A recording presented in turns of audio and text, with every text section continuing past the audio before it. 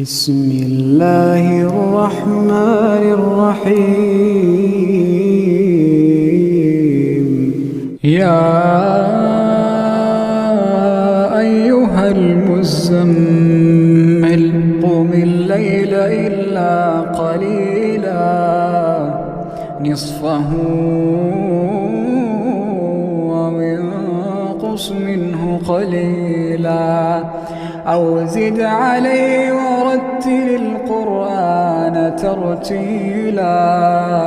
إنا سنلقي عليك قولا ثقيلا إن ناشئة الليل هي أشد وطئا وأقوم قيلا لك في النهار سبحا طويلا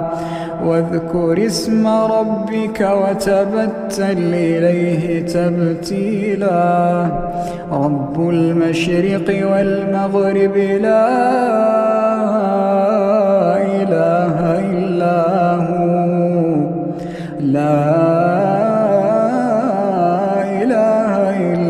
هو فاتخذه وكيلا واصبر على ما يقولون واهجرهم هجرا جميلا وذرني والمكذبين أولي النعمة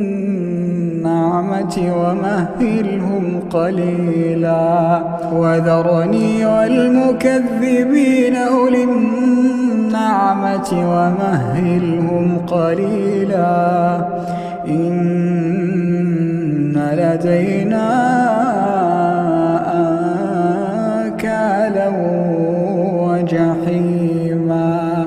وطعاما ذا غصة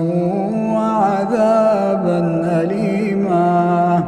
يوم ترجف الأرض والجبال وكانت الجبال كثيبا مهيلا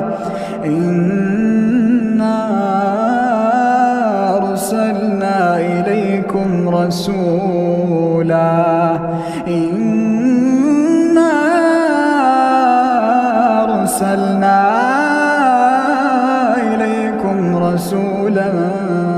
شاهدا عليكم كما أرسلنا إلى فرعون رسولا فعصى فرعون الرسول فأخذناه أخذا وبيلا فكيف تتقون إن كفرتم يوما يجعل الولدان شيبا السماء منفطر به كان وعده مفعولا إن هذه تذكرة فمن شاء اتخذ إلى ربه سبيلا إن ربك يعلم أنك تقوم أدنى من ثلثي الليل ونصفه وثلثه وطائفة من